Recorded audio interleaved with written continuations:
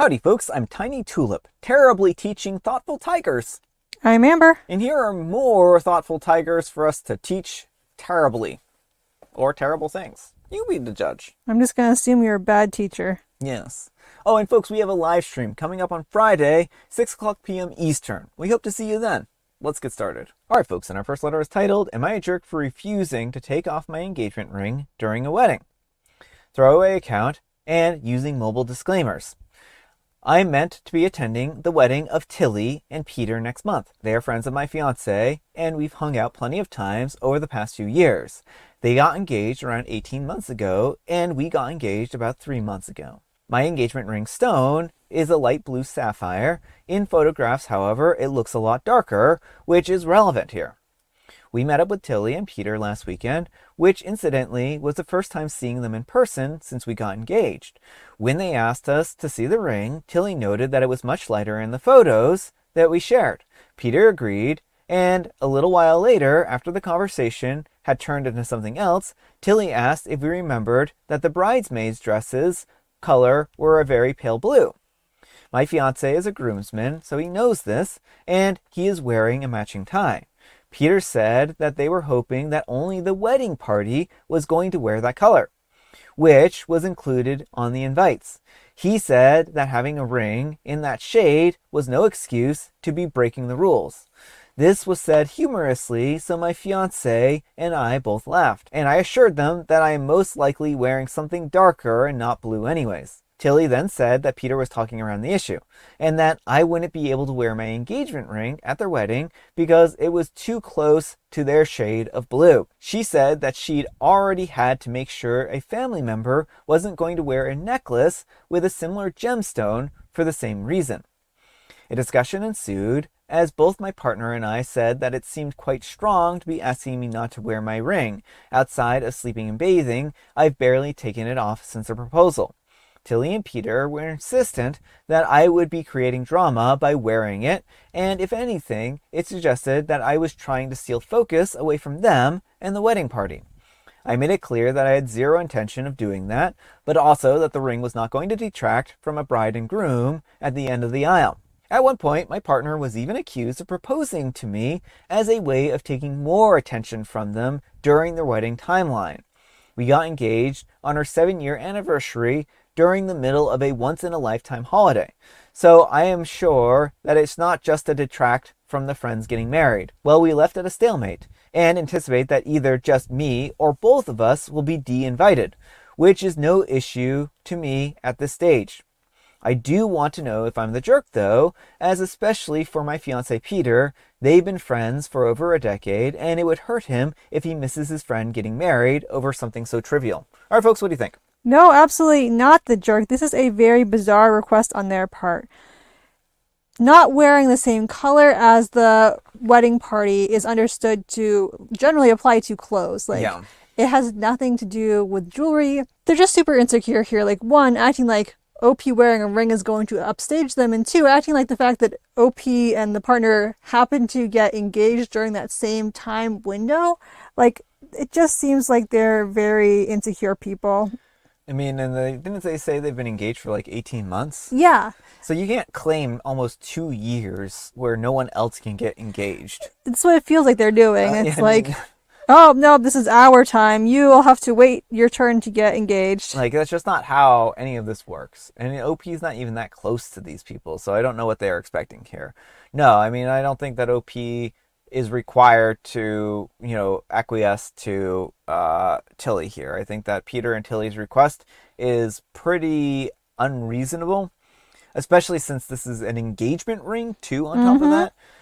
A necklace I feel a little less strongly about, but an engagement ring is kind of a very sentimental and any personal items that you generally would not take off, I feel like there should be an exception to. So yeah, I mean, maybe if it was just a random ring out of OP's jewelry drawer, it would be fine to ask. It would still be weird to expect OP not to wear it. Yeah. But anything sentimental, like you were saying, so I'd say not just wedding jewelry, but yes, your wedding jewelry or engagement jewelry, but also any other family heirlooms, special gift pieces. Yeah.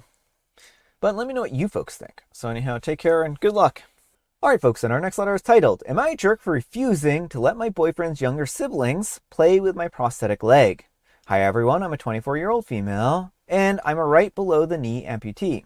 I use a prosthetic leg, and I also had osseointegration surgery some time ago. So my prosthetic is something that I'm very connected to physically, and I don't just take off casually. Something that I've made very clear to my boyfriend since we started dating. Yesterday, I and my boyfriend, a 26-year-old male, attended a family party. His extended family too. His mom, a 50s female, a pretty entitled woman who considers her children as angels, went to me and asked if I could let his younger siblings, 11 and 13, play with my prosthetic leg. At first, I hesitated. 2 months ago, I let her children play with my prosthetic leg, but that was only a one-time thing, not a new normal. Thus, I said no, because it's a medical device and also something that I feel really uncomfortable being without in public or around people in that way, especially with people that I do not know very well. She got upset with me after I said no, and things became tense. After some time, as we were eating, she asked again, and I again said no. At that moment, she started screaming at me because I wouldn't give my prosthetic leg up, and I became pretty fed up, and I decided to get up and leave. My boyfriend didn't really step in, something that shocked me. I thought that he would come after me, and remained at the party for another 2 hours while I sat in the car. Then he came out, and we headed home. Since then, I have been feeling conflicted because it caused a lot of tension. My boyfriend says that I should have just let his younger siblings play with my leg, but I again said no. And now I'm wondering if I was wrong for refusing. Am I being unreasonable for setting that boundary? All right, folks, what do you think? No, absolutely not the jerk. You are not required to give people your body parts to play with. I mean, I don't even understand why the kids wanted to play with OP's leg in the first place. Like, I understand, like, thinking, oh, it's interesting and wanting to see it. Yeah. But playing with someone's leg and expecting to be entitled to their body parts, this is OP's leg. This is OP's body. You are not entitled to play with someone else's body. And just like also, I would not let them touch it again because these things are expensive. And like, do you think this entitled lady is going to pay for your leg when they break it? Yeah, I mean, I think that's a really good point. Is like this is going to end in a financial, in a very sad situation for OP if this leg breaks. I think that OP was being far too generous by loaning out the leg the first time. And I think this is something that you learn when you are 5 years old in kindergarten, right? Where you don't touch other people's medical devices.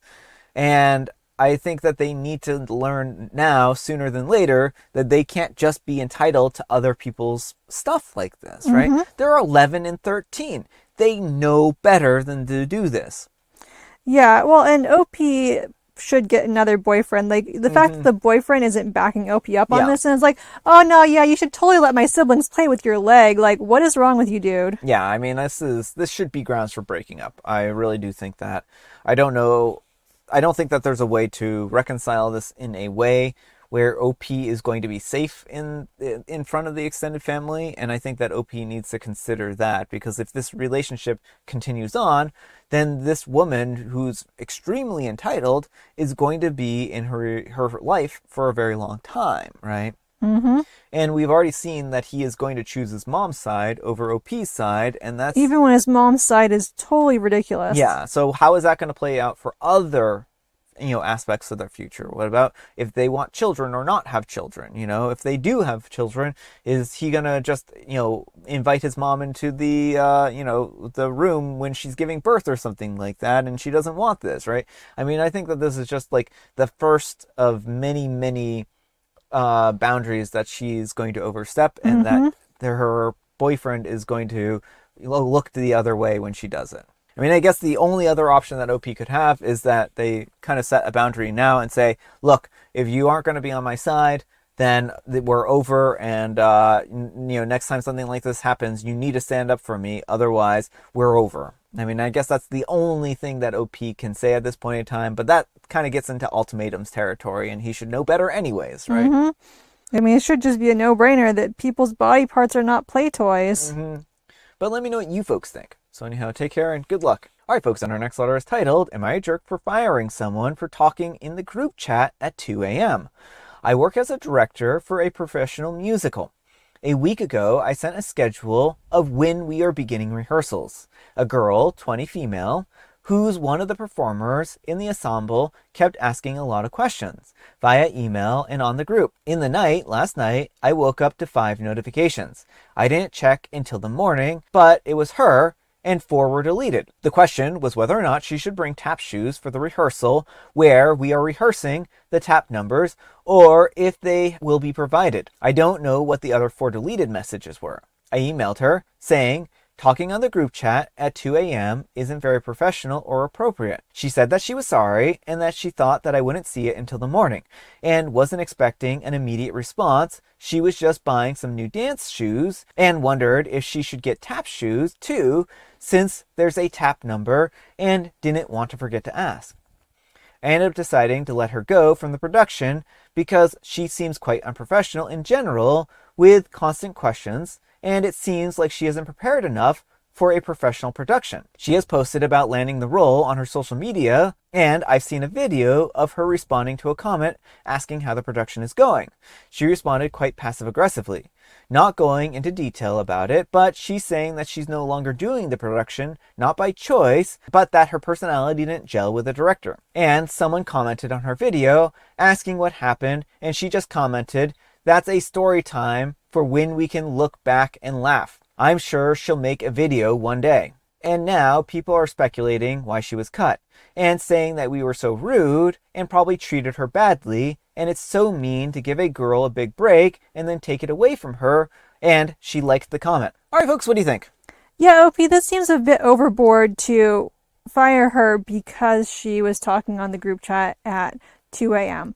Like, it sounds like there was no notice or warning given, and I feel like people send emails at all kinds of times. Like, sometimes you're thinking of something right then, and you just want to send it so you don't forget it. You know, as long as there's no expectation. It wasn't like she was like, "Hey, OP, where are you? Why are you not responding at 2 a.m.? Yeah. That would be unprofessional, but just sending a message so she doesn't forget, I feel like that's really reasonable. Yeah, I mean, I've sent messages late at night before too, and I mean, I always preface it with saying, "Hey, I'm not expecting you to answer this right now. This is for like Monday or something like that. But I wanted to, say this before I forgot, blah, blah, blah," right? And I don't think there's anything unprofessional about that. If anything, it's professional so that you don't forget and so that you don't have, misunderstandings and stuff like that. You can't judge her sleep schedule. If she's up at 2 a.m., she's up at 2 a.m. That's her business. And as for the questions aren't unprofessional. Well, she wants to make sure she's prepared. Yeah. Like, that's like the least. I would rather have a new person ask me a million questions and, not assume they know anything, and instead of having someone come on to a production or something like that, or a project, and think they know everything and not ask any questions and just make assumption after assumption after assumption, right? I've worked with people who don't ask questions, and it usually doesn't work out very well for them, right? And like, maybe you'll get annoyed with somebody who asks too many questions or asks questions from you when they should be asking these questions to other people. But I still always answer their questions, and I, make sure that they, at least have an avenue to get the help they need, because that's what you do with people who you're working with, right? Yeah, well, and it seems like this was just Opie didn't even try to to talk to her, just immediately went straight to firing. Like, why is that your go-to? Yeah, and it shouldn't be. I think that OP was very rude to fire this poor girl. But let me know what you folks think. So anyhow, take care and good luck. Alright folks, and our next letter is titled, Today I messed up by accidentally Pavlov-ing a massage. Massive, not a massage. Alright folks, and our next letter is titled, Today I messed up by accidentally Pavlov-ing a massive power lifter into a high five contract, and now I can't change my gym days. I'm a 28-year-old female, and I usually wear giant headphones at the gym and avoid eye contact. Well, a few months ago, this absolute mountain of a gym bro tripped over a kettlebell right in front of me. He looked completely mortified. My socially awkward brain decided to just give him a solid, acknowledging nod and a thumbs up to show I wasn't judging. He nervously laughed, walked over, held up his hand, and I gave him a high five. I thought that it was just a funny one-off moment. I was so wrong. Every Tuesday and Thursday since, without fail, he finds me, mid-squat, dying on the Stairmaster. It doesn't matter. He tracks me down, silently holds up a massive chalky hand, and waits for the high five, and wanders off to deadlift a house. We have literally never spoken a word to each other. Here's the problem. My work schedule just changed. I really need to switch my gym days to Mondays and Wednesdays, but I can't do it. I skipped a Thursday a few weeks ago, and the following Tuesday, he so genuinely looked sad and confused. The high five was noticeably weaker, and I felt like an absolute monster. I am completely locked in to being his pre-workout superstition. I am currently looking up wrist braces on Amazon so I can fake an injury and break the cycle without breaking his heart. Edit. Oh my goodness, I did not expect to wake up to this. Thank you all for the hundreds of people who stopped by just to confirm that I'm not an absolute idiot. For those that could use my situation and needed a laugh, and for the people telling me just to use my words and talk to the guy. You are severely overestimating my ability to function in society.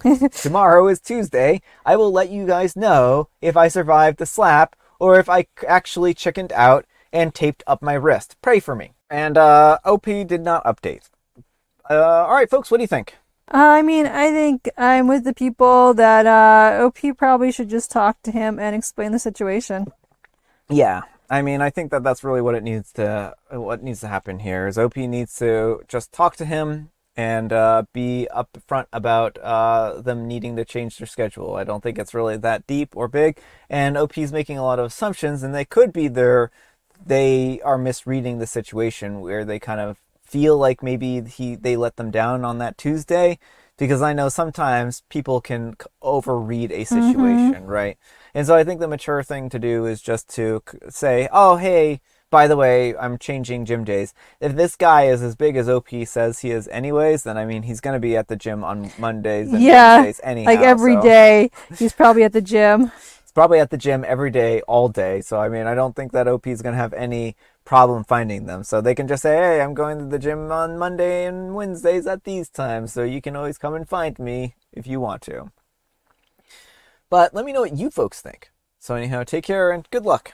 All right, folks, it is tea time. Grab your beverages of choice. I've got some tea right here. And Amber, she has a joke. What are 2 things you never eat for lunch? Well, there are 2 things that I never eat for lunch. I never eat my desk.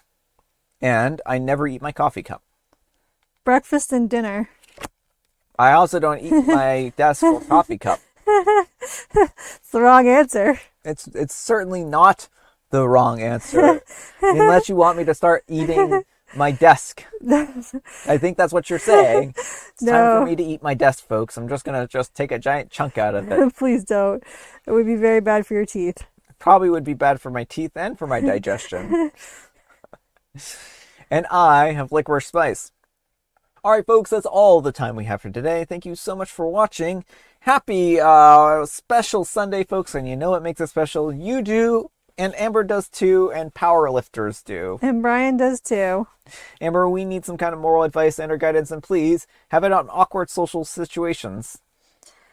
Social situations can be difficult, and I feel you on that. And I don't know if I have any real advice other than, commiseration. Okay. Well, thanks so much for watching, and we'll see you all tomorrow. Bye.